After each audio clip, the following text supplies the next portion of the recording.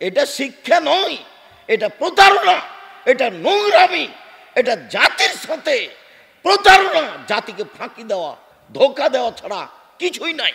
ছোট ছোট বাচ্চাকে প্রতারণা দেওয়া, মিথ্যা কথা বলে প্রতারণা শিক্ষা দেওয়া। একটা বলি 1 মিনিট। হাতি হলো ক্ষমতাশীল প্রাণী, তার কাছে কেউ টিকে না। অভিযোগ করেছে অন্যান্য প্রাণী শৃগালের কাছে, কি নদীর ওই পারে হাতিমশাই আপনাকে সম্মান জানানোর জন্য তারা ওই পারে আপনার অপেক্ষা করছে, নদীর ওই পারে, চলেন সেখানে। কিভাবে যাব আমি? তারা যে আমাকে সম্মান করার জন্য অপেক্ষা করছে, কিভাবে যাব আমি? চলেন আমি দেখিয়ে দিচ্ছি, আমি আগে আগে যাব, আপনি পিছে পিছে যাবেন। তো শৃগাল আগে গিয়ে নদীতে নেমে গেল, সাঁতার কেটে চলে গেল। হাতি তো মনে করলো তাহলে সম্মান পেতে হলে এভাবেই যেতে হবে, তোও শৃগালের পিছে পিছে গেল। পানিতে যখন নেমে গেল তো তো ভারী প্রাণী, যা হওয়ার তাই হলো। এটা গল্প, এটা ছেলেকে শিখিয়ে দিল শয়তান লেখক। নিজে ক্ষতিগ্রস্ত হয়েছে, জাতিকে ক্ষতিগ্রস্ত করতে চাই। একেবারে ওম থেকে নিয়ে শীর্ষস্থান পর্যন্ত প্রায় বই বাতিল। আপনি ভালোভাবে সূক্ষ্মভাবে পড়লে, আমি যে বলেছি যে কাজীর ও রেজিস্ট্রির খাতাটার পাতা দিয়ে টিস্যু পেপার, টয়লেট পেপার হিসাবে ব্যবহার করতে হবে পাতাটাকে। কেন? ওখানে সাক্ষীর জায়গাতে লেখা আছে 4টা সাক্ষী। 4টা সাক্ষী তো জেনার জন্য লাগে, তো বিবাহটা কি জেনার মাধ্যম করা হলো নাকি? এখানে 4টা সাক্ষী। পক্ষ কেন 2টা? এই পক্ষে 2টা, ওই পক্ষে 2টা। আল্লাহ নবী বলছেন যে একটা বিবাহ জায়েজ হওয়ার জন্য কি লাগে? 2টা সাক্ষী লাগে। লা নিকাহ ইল্লা বিওয়ালিন, বাপ ছাড়া বিবাহ হবে না। ওয়ালা নিকাহ ইল্লা বিশাহিদাইনে, 2জন সাক্ষী ছাড়া বিবাহ হবে না।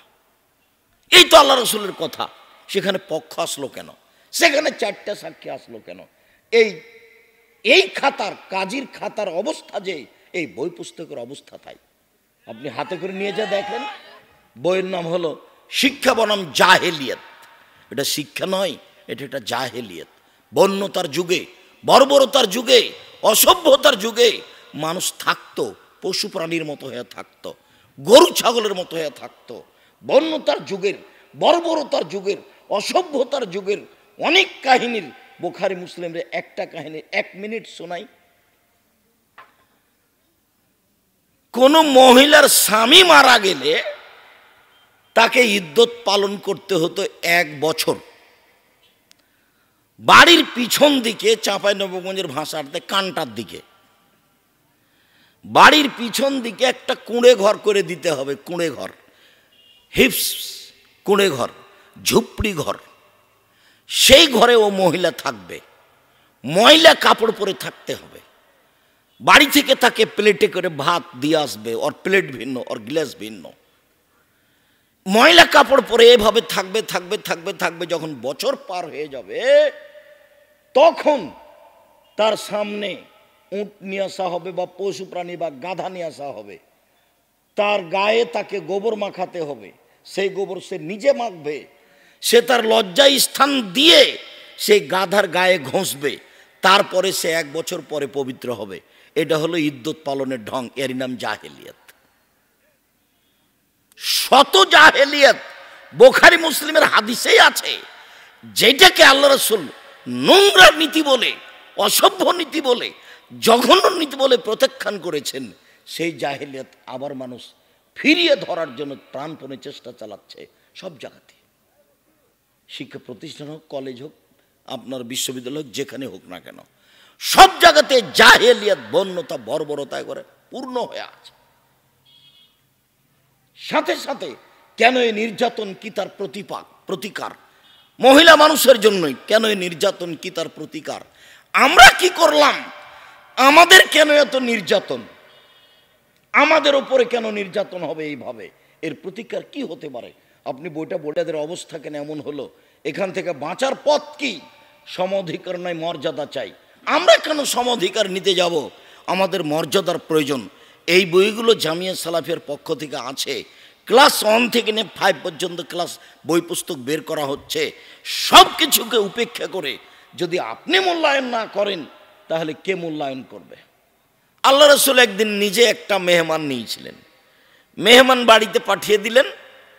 রাসূলের পরিবার বলে পাঠালেন যে একজন মেহমানকে খাওয়ানোর ব্যবস্থা আমাদের বাড়িতে নেই।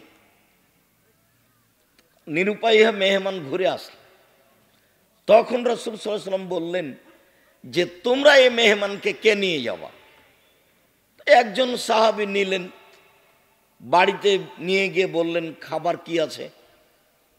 তো স্ত্রী বললেন যে খাবার তো তেমন নেই, বাচ্চাদের সামান্য বেঁচে থাকার মতো খাদ্য আছে।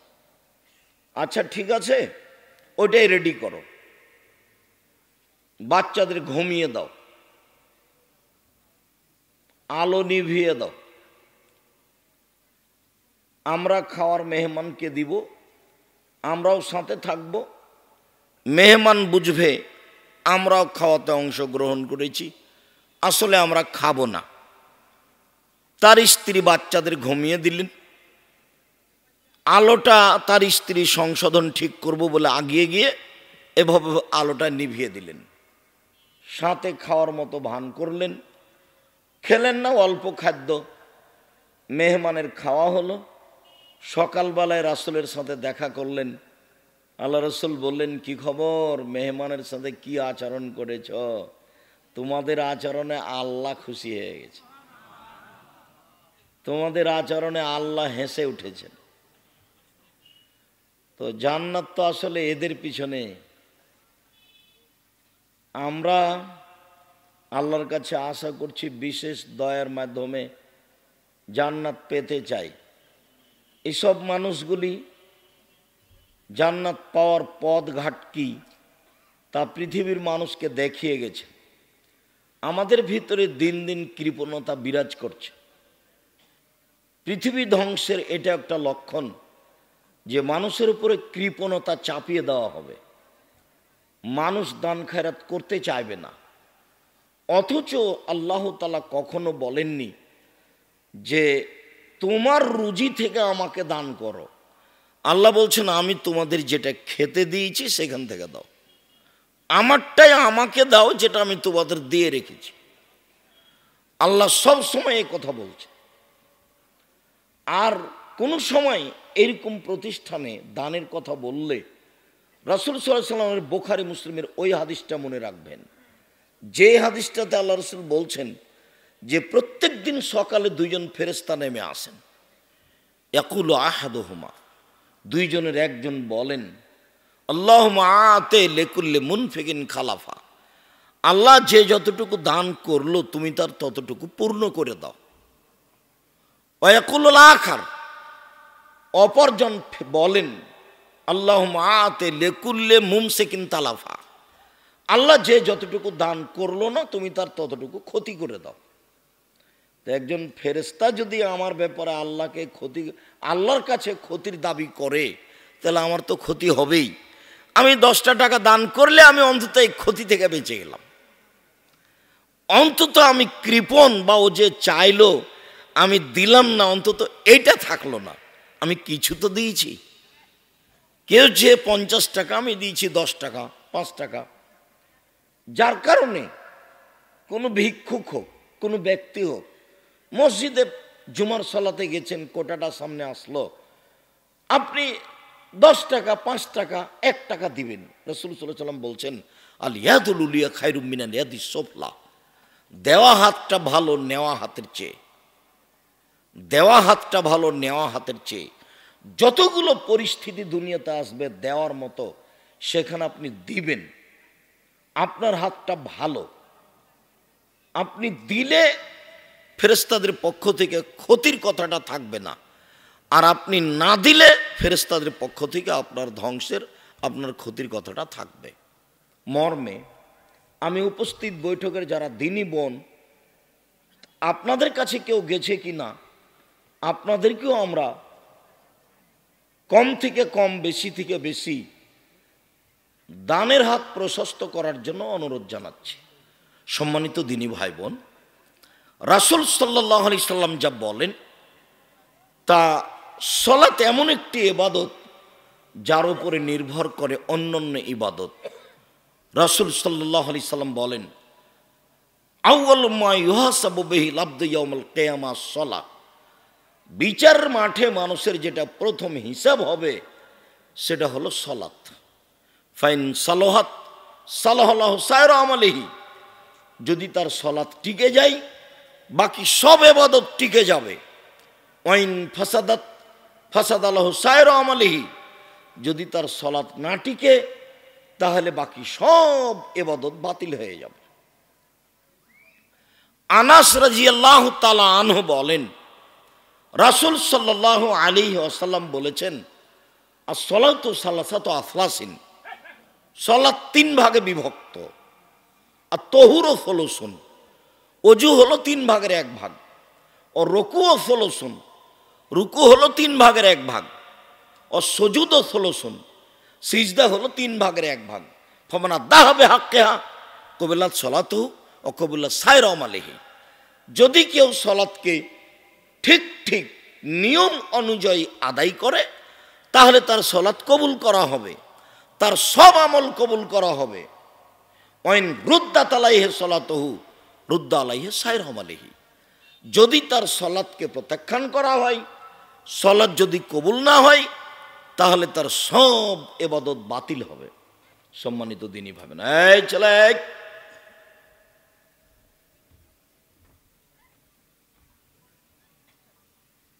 আমরা অল্প কিছুক্ষণ অপেক্ষা করব। কোনো কাজ দেখে পরিবেশ নষ্ট করবেন না। আর তোমরা যারা তোমাদের কাজ শেষ হয়ে থাকলে তোমরাও বসে পড়ো। সম্মানিত দিনী ভাই বোন, অল্প বিবরণে বুঝলাম যে সালাত মূলত তিন ভাগে ভাগে আছে। এক হলো অজু, এক হলো রুকু, এক হলো সিজদা। এ হলো মূল তিন অংশ। আমরা কথার কথা যদি ধরে নিই যে 2 রাকাত সালাত আদায় করলে আমরা 300 নেকি পাবো, এতে যদি অজু ঠিক না থাকে তাহলে 100 কাটা যাবে, যদি রুকু ঠিক না থাকে তাহলে আর 100 কাটা যাবে, যদি সিজদা ঠিক না থাকে তাহলে আর 100 কাটা যাবে, মানে 1 নেকিও হবে না।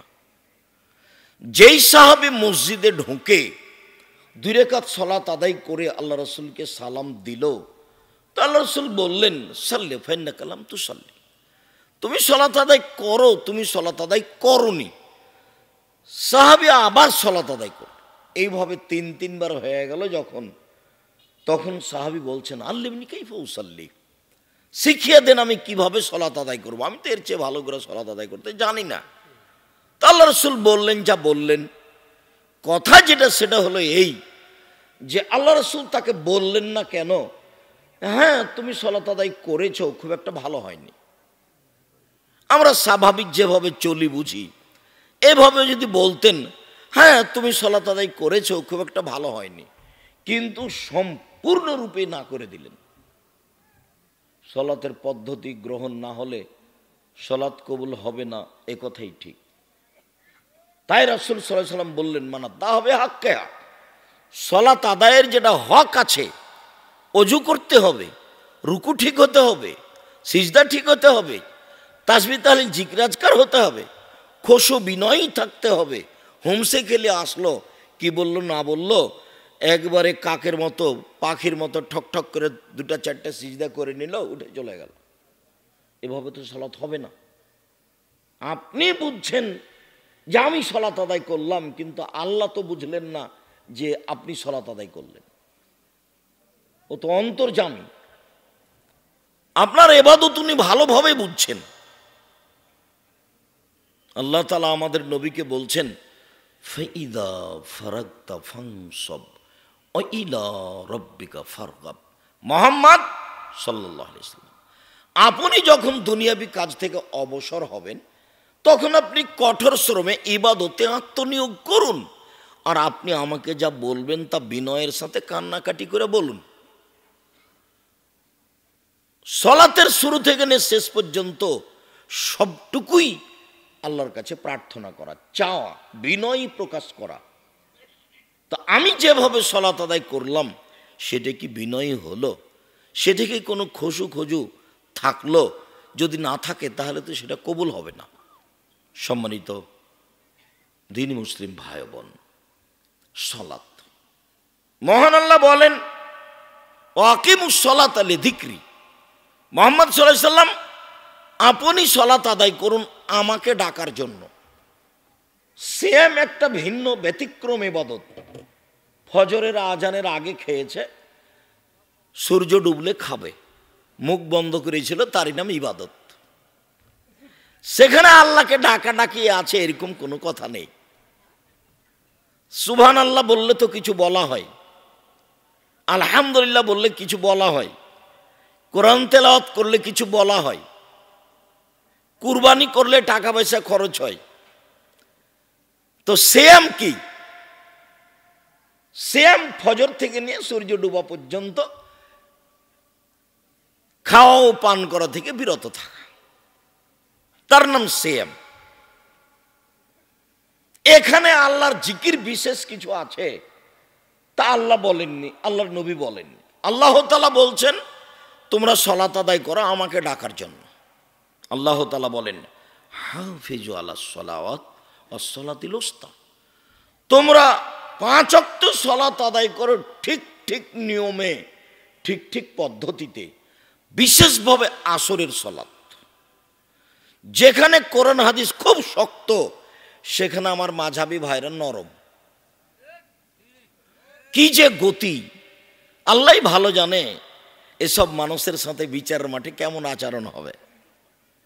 যদি আল্লাহ রসুল বলছেন লা আদরি মা ইয়াফআলু বি, আমার সাথে কি আচরণ করা হবে আমি নিজেই জানি না। ইব্রাহিম আলাইহিস সালাম বিচারের মাঠে বলবেন, আমরা যখন যাব বলবেন নাফসি নাফসি কাদ গাযিবা আলাইয়া রাব্বি মা গাযাব মিন ক্বাবল ওয়ালা বাদ, আমার প্রতিপালক আমার উপর রাগ করেছে। এরকম রাগ পূর্বেও কোনোদিন করেননি, ভবিষ্যতেও কোনোদিন করবেন না। আমাদের কি হয় তা আমি নিজেই বুঝি না। রাসূল সাল্লাল্লাহু আলাইহি সাল্লাম বিচারের মাঠে বলছেন লা আদরি মা ইয়াফআলু বি, আমি বলতে পারছি না বিচারের মাঠে আমার সাথে কিরূপ আচরণ করা হবে, জানি না। এইভাবে যারা সালাত আদায় করছে, ধর্মের সাথে শরীয়তের তাদের প্রায় অংশেই মিল নাই, তাদের সাথে আল্লাহ কি আচরণ করবেন আল্লাহই ভালো জানেন। সম্মানিত দিনী ভাই বোন, আল্লাহ বলছেন 5 ওয়াক্ত সালাত ঠিক মতো আদায় করো, বিশেষভাবে আসরের সালাত আদায় করো। সাল্লু কামা রাআইতুমুনি উসাল্লি, পৃথিবীর মানুষ তোমরা সালাত আদায় করো আমাকে যেভাবে সালাত আদায় করতে দেখছো। আল্লাহ রাসূল কি এখন বেঁচে আছেন? বাস্তবে তার সালাত আদায় দেখবেন? বাস্তবে সালাত আদায় যদি দেখতে চান তাহলে আপনারা জানেন হাদিস গ্রন্থ হিসাবে সবচেয়ে বিশুদ্ধ হাদিস গ্রন্থ বুখারী মুসলিম, বাংলা পাবেন, সেখানে দেখে দেখে ঠিক করে নেন। এমনি সালাতের সাধারণ কিতাব রিয়াজুস সালেহিন, এইটা আপনি বাংলা দেখে দেখে সালাত অংশ ঠিক করে নেন। এছাড়াও যদি মানুষের লেখা বই পড়ে সালাত জানতে চিনতে চান তাহলে আমরা সালাতের উপরে বই লিখেছি। মানুষ হিসেবে আমরা জেনে শুনে সজ্ঞানে কোনো মাঝহাব প্রকাশ করিনি, জেনে শুনে সজ্ঞানে কোনো দল প্রকাশ করিনি, জেনে শুনে সজ্ঞানে কোনো সংগঠন প্রকাশ করিনি। আমাদের দৃষ্টিতে আমাদের ভাঙাচোরা বিদ্যায় যেটুকু চূড়ান্ত সঠিক বলে মনে হয়েছে, পূর্ণ 100 হাদিসের অনুকূলে মনে হয়েছে, সেইভাবেই আমরা পেশ করেছি। সালাত রাসূল, প্রচলিত রাসূল বনাম রাসূল সাল্লাল্লাহু আলাইহি সাল্লামের সালাত, প্রচলিত সালাত বনাম রাসূল সাল্লাল্লাহু আলাইহি সাল্লামের সালাত। রাসূলের সালাত আমরাও লিখেছি, সেটা দেখেন, সম্ভবপর চেষ্টা করেছি মানুষের মতামত না পেশ করার। সম্মানিত দিনী ভাই বোন, জামিয়া সালাফের কথাগুলি মনে রাখবেন। জামিয়া সালাফ 1 নম্বর কাজ শিক্ষার ব্যবস্থা উন্নত মানের করা, দেশ বিদেশের শিক্ষক দিয়ে। সামনে জানুয়ারিতে স্বয়ং মদিনা বিশ্ববিদ্যালয়ের 2 জন ডক্টর আপনাদের জামিয়া সালাফিয়া ডাঙ্গিপাড়ায় পাঠদান করবেন, শিক্ষা দিবেন বলে আমরা আশা করছি ইনশাআল্লাহ।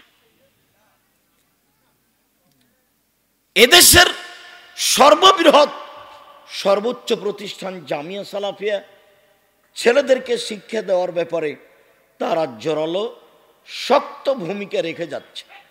জামিয়া সালাফের একটি বড় শাখা আদ-দাওয়া ইলাল্লাহ, দেশ জুড়ে তারা মসজিদ ভিত্তিক দাওয়াত ও শিক্ষা কার্যক্রম প্রজেক্ট হাতে নিয়েছে। তারা জীবনবাজি রেখে দেশ জুড়ে মক্তব ভিত্তিক দাওয়াত এবং মক্তব ভিত্তিক ভালো মানের শিক্ষা কার্যক্রম যে কোনো মূল্যে বাস্তবায়নের জন্য প্রাণপণে চেষ্টা চালিয়ে যাচ্ছে। জামিয়া সালাফের একটা বড় অংশ আল ইতেসাম পত্রিকা, যেখানে 10-12 জন মুফতি আছেন, যেখানে বড় বড় বিদ্বানেরা লিখা দেন, যে পত্রিকা ভালোভাবে দেখে তদন্ত করে সম্ভবপর মানুষ হিসেবে চেষ্টা করে ভালো করার, সেই পত্রিকা বের হয় আল ইতেসাম পত্রিকা। জামিয়া সালাফের ছেলে মেয়েদের ছোটদের একটা পত্রিকা আছে কিশলয়।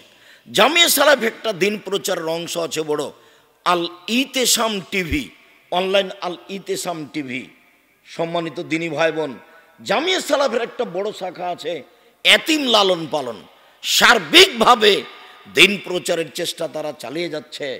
আপনি তাদের লেখাগুলিকে, তাদের সলাতুর রাসূলকে যথাযথভাবে মূল্যায়ন করার চেষ্টা করতে পারেন। সাথে সাথে 1 থেকে নিয়ে 5 পর্যন্ত আপাতত এইসব বই পুস্তক যেগুলো স্কুলে দেখছেন প্রায় সবই মিথ্যে। এই বইগুলি যে মিথ্যে, এটা যে একটা প্রতারণা, ধোঁকাবাজ লেখেছে সব বই। তার কারণে একটা বই লেখা হয়েছে শিক্ষা বনাম জাহেলিয়াত। আপনি না পড়লে তো বুঝতে পারবেন না। যাওয়ার সময় নিয়ে যাবেন, বলবে দেখি কোথায় আছে শিক্ষা বনাম জাহেলিয়াত, অল্প পয়সার বই।